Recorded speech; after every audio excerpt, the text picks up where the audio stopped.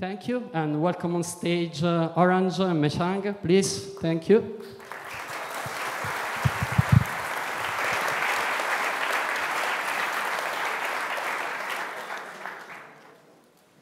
Hi, it's good to be here. Nowadays, virtual private network becomes more and more prevalent. For enterprise, SSL VPN is the most convenient way for their employee to access the corporation network. For hackers, it's also the shortest path to compromise your intranet. So today, let's take a look at how your SSL VPN could be wrong. Hi, I'm Orange. We are the DevCore research team from Taiwan. I'm now a zero-day researcher and focusing on web and application security. Apart from that, I'm also a speaker, CTF player, and bug bounty hunter. Hello, everyone. Oh my God. Hello, everyone. I'm Mei Zhang. I'm also a security researcher from DevCore in Taiwan. And I play CTF in HeapCon and 217 CTF team. And I mainly focus on binary exploitation. Here is the highlights today. We will disclose pre-auth remote code execution on both Fortinet and Perl Secure SSL VPN.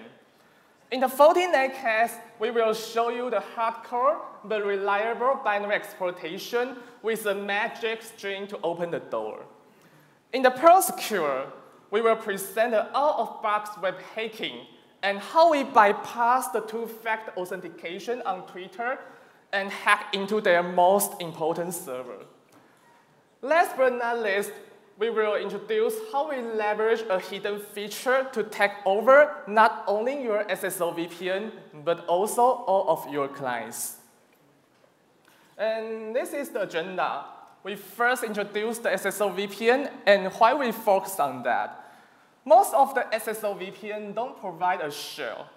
So we will elaborate how we jailbreak the appliance and introduce the attack vectors we did to discover bugs.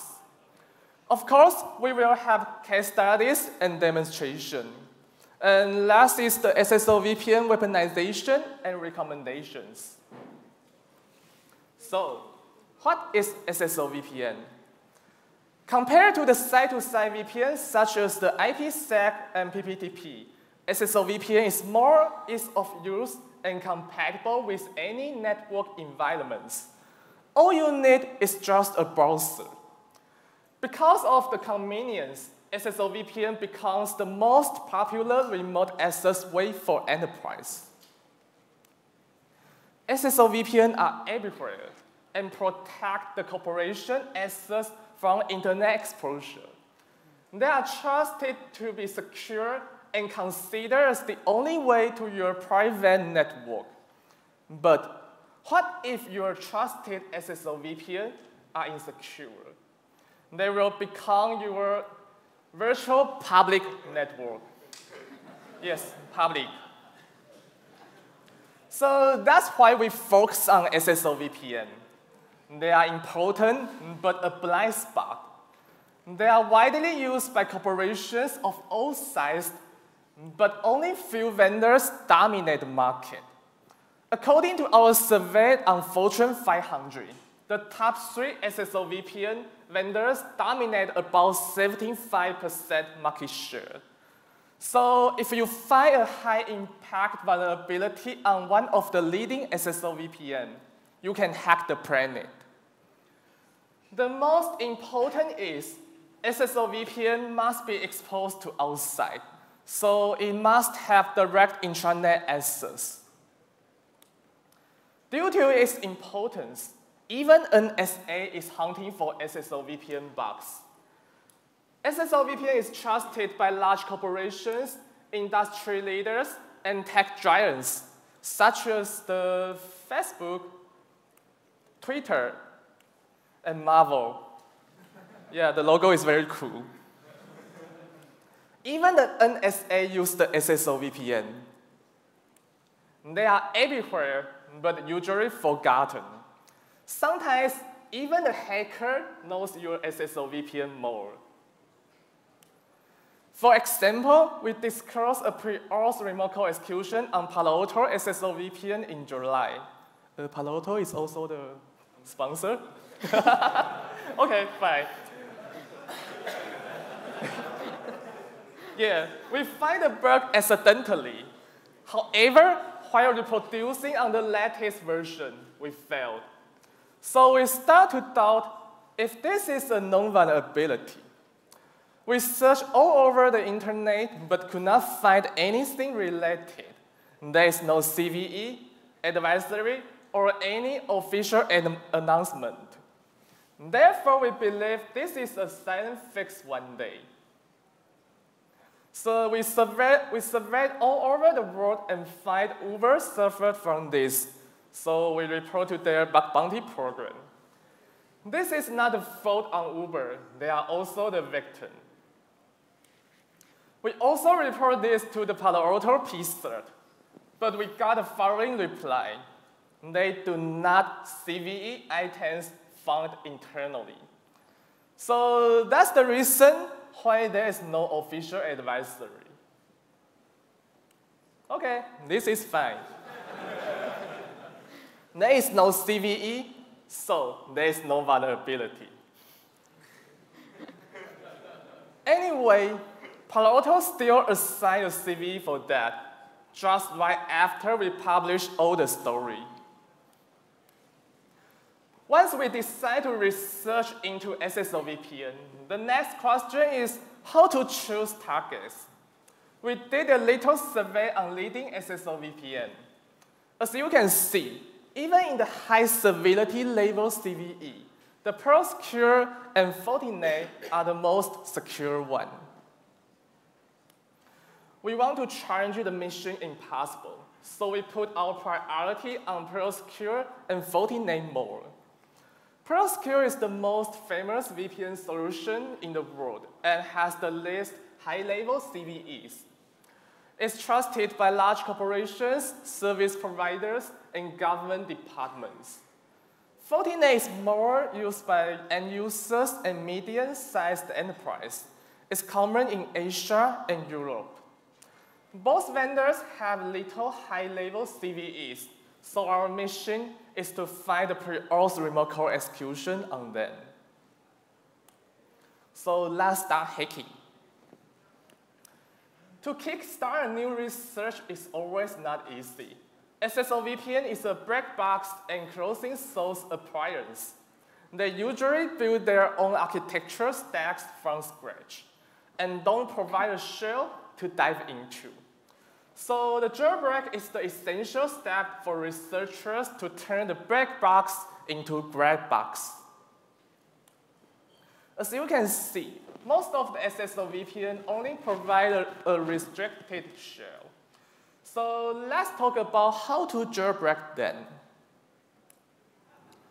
We are not the hardware guys, so we start researching from the virtual appliance. All the virtual appliances can be classified into the typical one and the encrypted one. It's trivial for typical one, so we don't pay a lot of time here. You can just enter the single-user mode or mount the virtual disk on your box to modify the file system to get a shell. But what if the disk has been encrypted? Without the booting process, we cannot see anything. So today, we will show you a trick to bypass the encryption. Here is the Linux booting process. The common way in past to break the encryption is to analyze and reverse the VM Linux kernel to get the encryption key. However, we focus on another stage. Here we give an example to show how memory forensics take us to the win. As we know the booting process, it starts from the BIOS, bootloader, and the kernel to drop the first process to initialize the operating system. In Secure, the initial process shows you a prompt. Press Enter to view or update your appliance settings. And once we press the enter, the initial process spawned another process to allow you to modify and view the settings. We suspend the virtual machine at this time and scan the entire memory to do the memory forensic on host OS. From the memory forensics, we observe that the spawned process is a Perl script. The name is dsconfig.pl. And since it can be the weak point of the whole booting process, so it's time to show the magic. We will just patch a few bytes to pop our shell. We patch the memory and replace the dsconfig.pl to bin sh. So once the modification is done, the only thing we need is just to press the enter. And we got a shell. So now we have the full control of the system and can do further debugging and analyzing.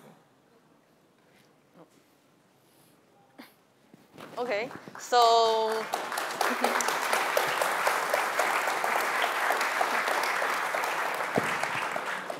so now we got a shell and we can start debugging and hacking the SSL VPNs.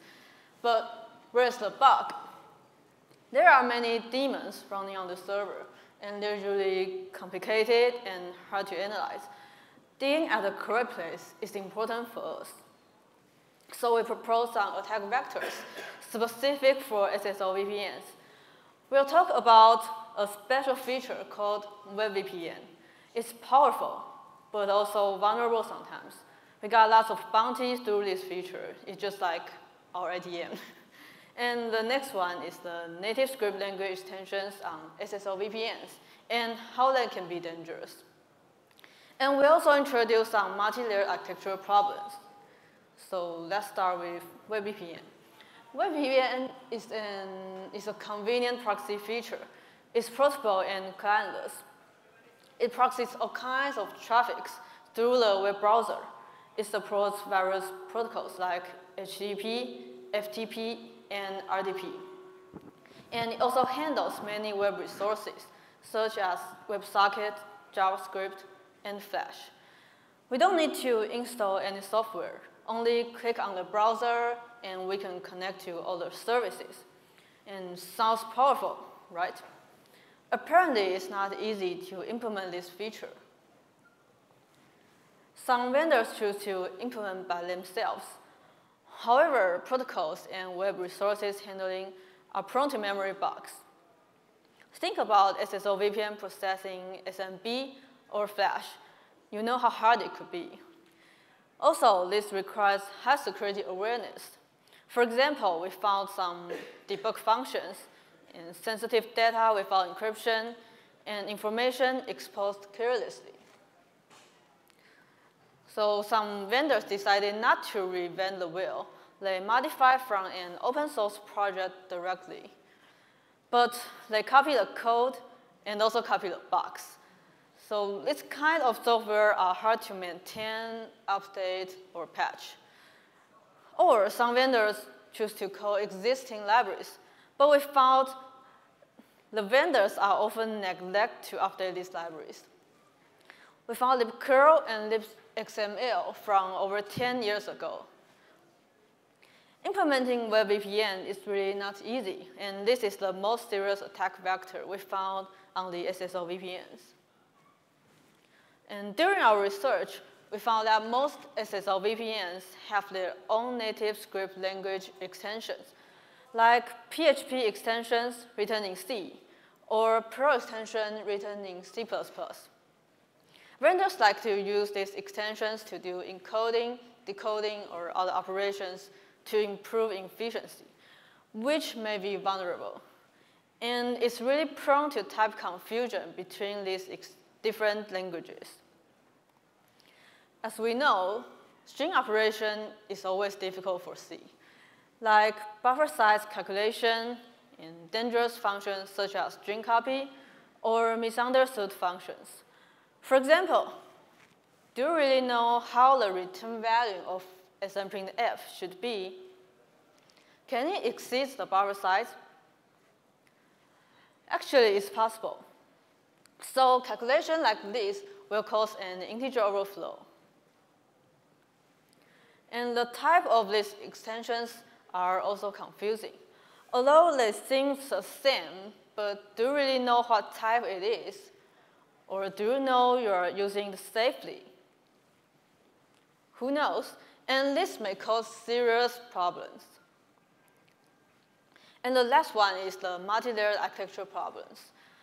When there are different standards for processing the same thing, the inconsistency between them will lead to problems, such as the attack surface on reverse proxy and Java Web Backend, the talk from Orange in Black Hat last year. And here we give another example. This is also an SS control bypass. It's on C web server and RESTful API backend. The regular expression .plus matches too much. So we can leverage this to match the // to access the privileged pages. Okay, so here's the special attack vectors we found on the SSL VPNs. And following, we're going to talk about 2 case studies. We will show how we get pre-auth remote code execution on Fortigate and PostSecure. And here is a disclaimer. All the CVs mentioned below have been reported and patched by Fortinet, PostSecure, and Twitter. And some hackers have published exploit and it's being used in the wild. So please go update your SSL VPNs as soon as possible. So let's start with Fortigate. We first jailbreak into the Fortigate and look into the binaries. We try to list the binaries in /bin, and we found there are all symbolic links pointing to /bin, /init, just like this snapshot. And Fortigate compiles all the programs and configurations into one single binary. This makes the init program really huge and annoying. The IDB file of init is about 500 megabytes with 85,000 functions. And they are all stripped, so there's no symbol. And it contains plenty of function tables to manage each program, including the web daemon. Through our investigation, we found the web server is modified from a patch, but it's a patch from 2002. So the web server running on your SSL VPN is actually as old as your grandmother. Compared to the admin page, the user login interface is the only one that definitely exposed to the internet. It looks like this. It's a simple login page. No other buttons or functions. So we're going to exploit through this interface without authentication. And we'll talk about 3 worth mentioning bugs today. First is the pre-auth remote code execution chain. We combine 2 bugs, a pre-auth arbitrary file reading to log in, and a post-auth heap overflow to get a shell. And we also introduced an interesting bug, the magic backdoor, which can modify any user's password with a magic key. So let's start with the file reading part. It was a function used to show a corresponding language for users. It concatenates strings directly without a / filter, but a JSON extension appended automatically. So it seems like we can only read JSON files, right? Think about it. Can we remove the JSON and read any file we want? The answer is yes. We can utilize the feature of SNPrintf. According to the main page, it writes at the most size -1 of the buffer size. So the buffer size is fixed here, and we only need to make it exceed the buffer size like this. We fill it out with slashes. So the path after SNPrintf becomes like this. The appended.json exceeds the buffer size. So it's stripped by the SNPrintf. Then we can read anything we want. After getting arbitrary file reading, we found something interesting, and we call it an SSL VPN mystery. It appears in many products, not only Fortigate, but Secure or other vendors. And this mystery is they hold an excessively detailed session file on the SSL VPN. The file is called WebVPN SSL VPN web session. So what's the content? Session token, of course. IP address, sure. Username, indeed. And plaintext password. Yeah, that's really friendly. I like it. Anyway, these plaintext passwords are really convenient. We don't need to crack password anymore, and we can log in easily. Today, we're going to utilize the WebVPN feature. As you can see, it supports many protocols. And let's try the HTTP. We only need to type the URL, and we can connect to the website through WebVPN. And if we look at the URL, we can see that we're still connecting to the SSL VPN. So it proxies the whole website for us. And if we look into the elements, we can find the URL of resources are also from the SSL VPN. So it rewrites all the URLs for us. As you can imagine, this involves in heavy string operation. So we found a heap overflow here. It occurs in JavaScript parsing, and it's simply because lack of length check while memory copy. The buffer is only 0x2000, but the input string is unlimited. Generally, we do some heap function to overflow or nice target and control the program counter and do code execution. But the situation is difficult in Fortigate. We face something destabilizing. First of all, the web daemon handles connections with epoch, so it's a single thread process. And the main process and libraries use the same heap. It means all the memory allocations of all the operations in all the connections are on the same heap. So the heap is really unstable. Moreover, there are some operations regularly triggered that interfere the heap arrangement, and it's uncontrollable. So we cannot arrange the heap allocation carefully. That would just make a mess. And there is something even more ironic. Apache implements an additional memory management. So there is no free until the connection ends, and we cannot arrange the heap in a single connection. And the allocator also limits our exploit. It's called JeMalloc. It centralizes small objects and maintains these objects with a bitmap. This effectively reduces the interference between small and large objects. It also limits our target options. So it's hard to put small objects nearby our buffer. So we're stuck at that time, and therefore we started to fuzz the server, and it crashed. And we almost control the program counter. And yeah, this is why we love fuzzing.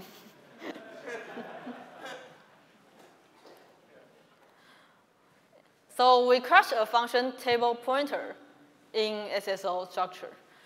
This structure stores information of each connection. It's used for connection handling, and it's an ideal target for our heap exploit. Why? First, every new connection allocates an SSL structure, so we can trigger it easily. And its size is close to our JavaScript buffer, and therefore it can be placed nearby our buffer with a regular offset. And the most important is, it has some useful structure members. It contains a function table pointer called method, and this is how we trigger the crash. But we found one even better. It's a function pointer called handshake function. With this, the exploit can be much easier. We don't need a whole function table anymore. We only need a function address. We cannot arrange the heap in a single connection, but we can mess up connections and spray the heap, the SSL structures. In this way, we can overflow the SSL structures easily. So we send lots of low-mode requests, and attack the server with an overflow request in the meantime. For example, here we build 3 connections. So the program allocates 3 SSL structures on heap. And the SS structure is like this. Some basic information and function table. And the function pointer is now pointing to SSL accept.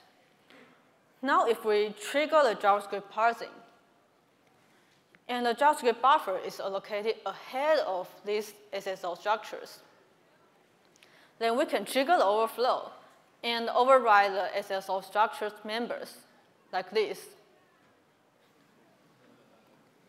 So now we fill up the SSL structures with capital A's and make the program crashes. So what we need to do next is clear.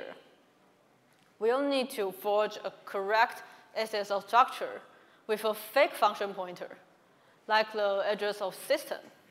So when the victim connection is trying to do handshake, the program executes however we want. Anyway, the heap is unstable, so we need to send fuzzy connections to meet the condition. The server may crash sometimes, but it's fine. Fortigate has a reliable watchdog. We just need several attempts, taking about 1 to 2 minutes, and get a shell. So this is the whole detail of how we achieve remote code execution. Maybe some of you are not binary guys, so you may wonder, is there any other way to get into the server? And yes, why not find another door to make your life easier? We found a magic backdoor in the login page. This function was originally used to update outdated password. However, they failed to authenticate. So we can simply use this secret key, which is called magic, to reset the user's password. Okay, so now we're going to demonstrate how we pop a root shell from the only exposed HTTPS port.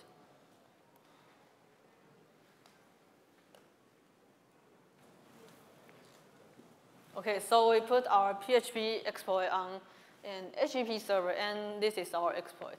In order to control the parameter of system, we first do a stack pivot and make our buffer become the stack. After that, we do an RP chain to call system. And here is the reverse shell command. We use Python to build a reverse shell.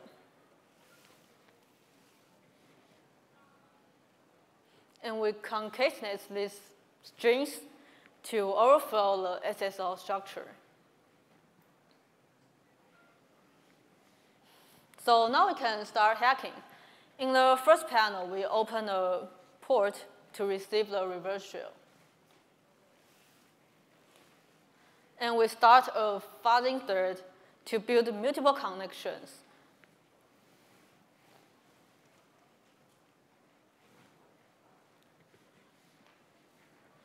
Okay, so then we attack the server. We first try to leak username and plaintext password from the web session.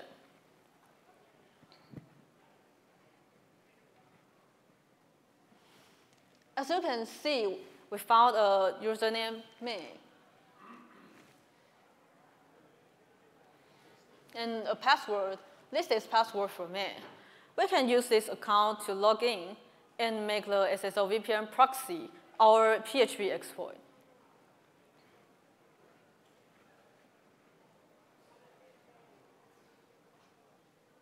Okay, so here we got the root shell, and thank you very much.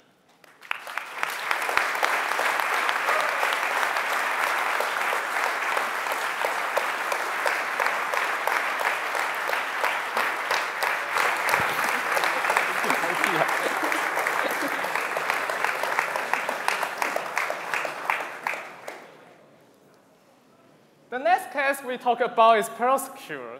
Secure is the market leader of SSL VPN and was former divestiture of Juniper Networks. They are a pro lover and built all the architecture stack from scratch. The architecture is old, but stable and secure. And it's worth to mention, Secure hooks all the process by LD preload due to the monitor and security considerations. We will discuss this later. Here is the vulnerabilities we find. Among them, we will introduce a pre-auth arbitrary file reading and a post-auth command injection. We turn these two bugs into the pre-auth remote code execution. The first bug is a pre-auth file reading. Secure introduced a new feature called HTML file access since version 8.2. It can access the telnet, SSH, and remote desktop by browsers. In order to adapt the new feature, Secure created a new if condition to handle all static resources. Thanks to the new feature, the original strict validation has been bypassed. So another effect by this, all unpatched versions expect the end-of-life version are affected. Here is the payload for you to track the SSL VPN.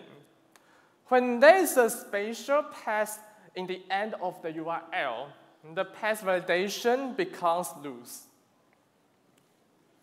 And what can we get from this? We can get numbers useful information, such as the server private key to decrypt the SSL connection. We can also get important configurations, such as the radius and LDAP password. And all users' password hash and sensitive cookie, which are cached in the WebVPN, like Google, Dropbox, and iCloud. The last and the most important is, yes, plain text password again. For now, we get a credential, so we are able to access the corporation network easily. However, our goal is to get code execution for persistent and further actions. So here we trained a command injection in management interface together. From the code fragment, it's very obvious and straightforward. If we can control the options, we can inject arbitrary command into this Perl function. And of course, we can. We can control the options from the troubleshooting page. So is that simple? No, I don't think so.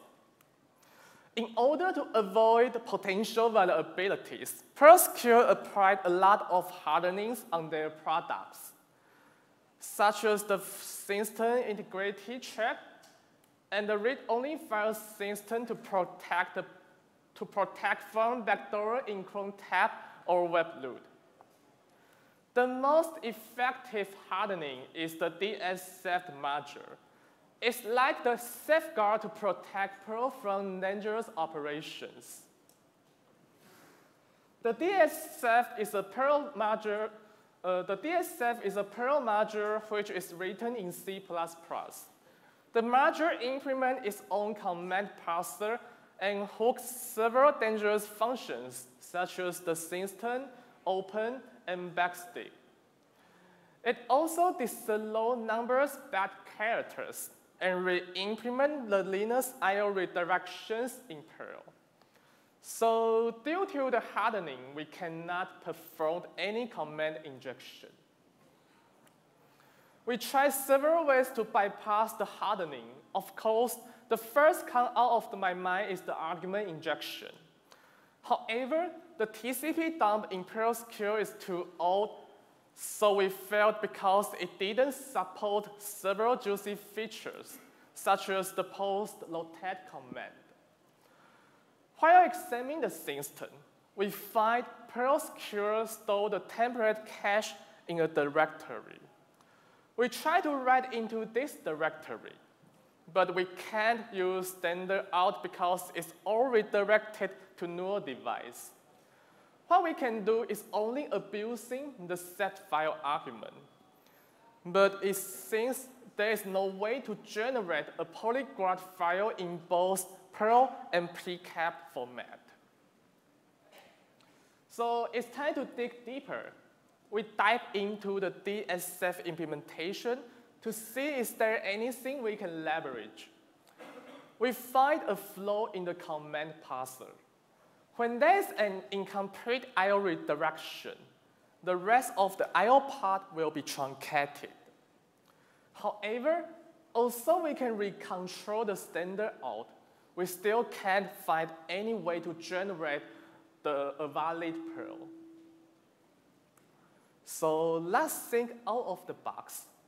Standard out is uncontrollable, but could we write a script by standard error? When you force the TCP dump to open a non-existent file, it will show the error, no such file or directory. From the error, it seems we can partially control the message. We try to pipe the standard error to Perl, but we still get nothing. However, when we try to use another file name such as the print123 with a hashtag, we try to pipe the standard error into Perl again, and the magic happens. The Perl print out the 123 without errors. Okay, the Perl 101. Perl supports the go-to label, so the TCP dump with a colon becomes a label in Perl. And we use the hashtag to comment the rest of the part. So the standard error becomes a valid Perl now. So this is our final exploit.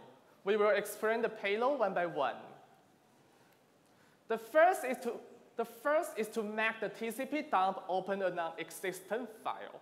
The file name will be part of the error message in standard error. And then we redirect the standard error into the cache directory. Here we name the file as setcookie.thtml.ttc. The last is the incomplete I/O symbol. This symbol abuses the command parser to ignore the rest of the I/O redirection. So once our standard error has been written into the cache directory, we can just fetch the corresponding patch to execute our command. By training these two vulnerabilities, we can get a reliable pre-auth remote code execution. We have reported all of our findings to Perl Secure P-Cert, and this is the response from them. They fixed all the bugs within a month. Their reaction is very quick and professional. It's a great time to work with Perl Secure. They are such a really responsible vendor. After Perl Secure released all the patches, we kept monitoring the internet to see the large corporations' response time. Twitter is one of them. They are known for their bug bounty program and nice to hackers. However, it's not good to exploit a one day right after the patch released. So we wait 30 days for Twitter to upgrade their SSL VPN. This is the Twitter SSL VPN. It's just a simple login patch. From the reconnaissance, we know the last time Twitter upgrade is in last December. So Twitter is likely vulnerable. We have verified the bug and got a bunch of user credentials in plain text. However, we encountered some problems while trying to pop a shell on Twitter. Yes, the first problem is the two-factor authentication. Due to the two-factor authentication, although we can get the plain text password, we still can't do anything. So the first thing we need is to find a way to bypass that. We observed Twitter enable the roaming session. Roaming session is a feature to enhance the mobility. It allows a session from multiple IP locations. So once we know that, we download the database and forge the session to bypass the two-factor authentication. And finally, we log into their system. The next problem is the access control in management interface. As we mentioned before, we have a command injection here. However, for security consideration, most of the company disable the interface on public. So we need to find another way to access the interface. We leverage the WebVPN feature again to connect to itself. It's just like the SSRF. We use the 0 to bypass the SSRF protection and access the management interface. Finally, we got there. However, the last problem is that we don't find any manager's plaintext password in cache. Practically, most of the managers only log into their system at the first time. The only thing we have is the password hash inserted ND5 crypt and SHA-256 format. So, we launch a 70-core AWS to crack the hash. And 3 hours later, we cracked the hash and successfully logged into their management interface. We are lucky because the length of the password is only 10, and the first character is capital B. It's on a very early stage of our cracking queue. So we exploit our command injection and try to run the command ifconfig. And yes, we got a shell. We report all of our findings to their bug bounty program and got the highest bounty from Twitter. Also, we cannot prove that, since this is the first remote code execution on Twitter. Okay, the last is the bonus for you. Our company, DevCore, provides the most professional rating service in Asia. So let's talk about how to make the rating more red. In a rating operation, the personal computer is more valuable.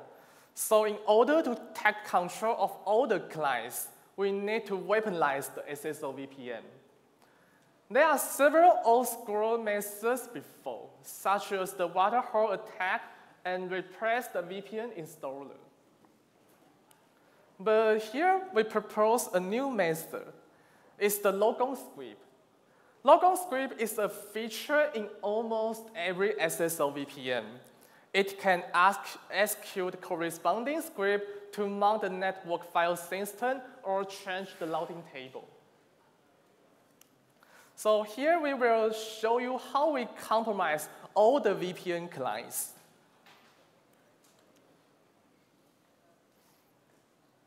Okay, this is our demonstration. As you can see, the exploit needs one argument. So we append our target right after the exploit. Yeah, it's a real target. Here we got the username and hash of admin. Although we could not find the plaintext password, we can still change our cookie to the session ID of admin. So we change our cookie to the session ID of admin. So once our modification is done, we can access the management interface.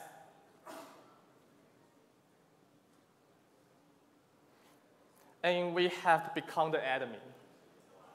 Wow. So here we leverage the feature on the user loads and the VPN tunneling. We find the logon script section. Here you can see the logon script supports not only Windows, but also Linux and Mac OS. We use the calculator as our backdoor. And once our modification is done, we change the laptop to our victim. Yeah, it's cute. Yeah, the victim launched the Perl-secured agent and tried to connect to the SSL VPN with his username and password. So once the connection has been established, the calculator will pop automatically.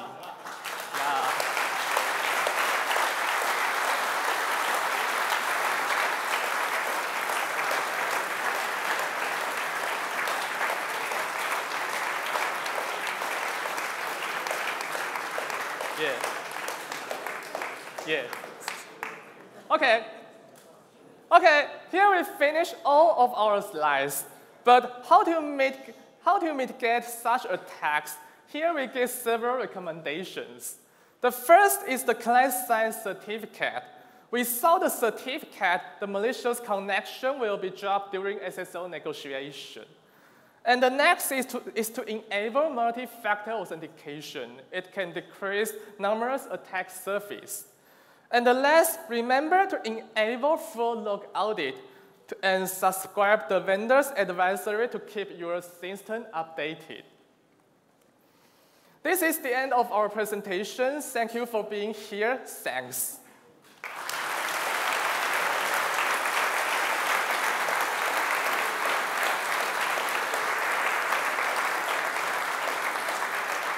Thank you, guys.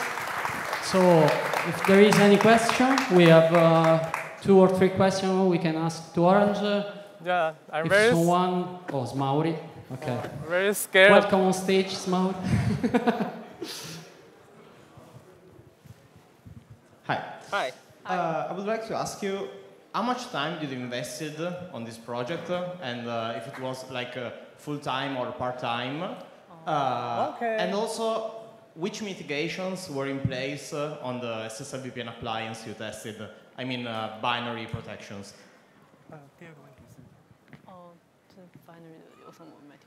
Okay. We spent about half year to do this research. It's from maybe last September to this March. Yeah. About 6 months, yeah. And yeah, full time. Okay. But only 2. Okay. Only 2 people, yeah.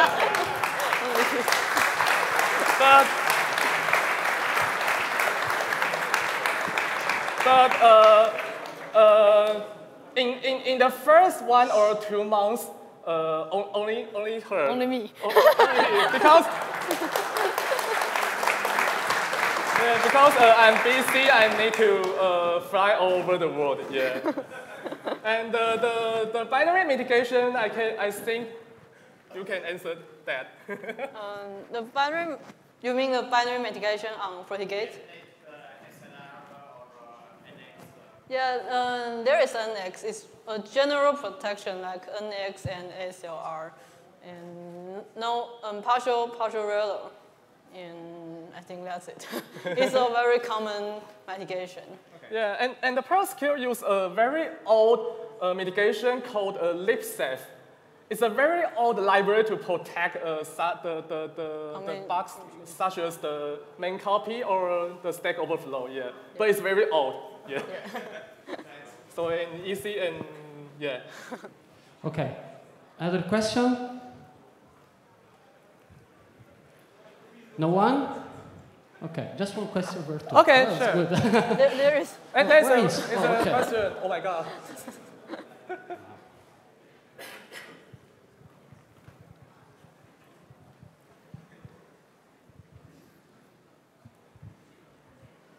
I'm just curious after the question of Mauri about the type of mitigation in these libraries that were preloaded in the binary.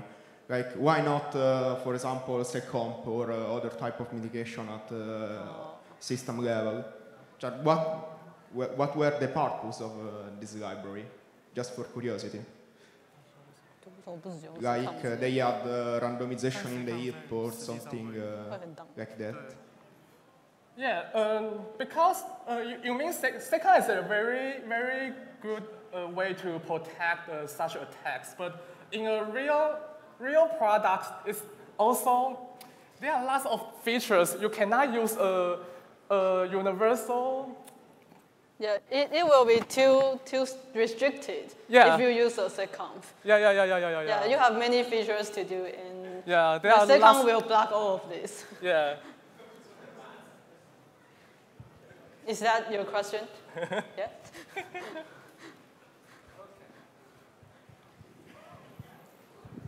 We have time for one more question.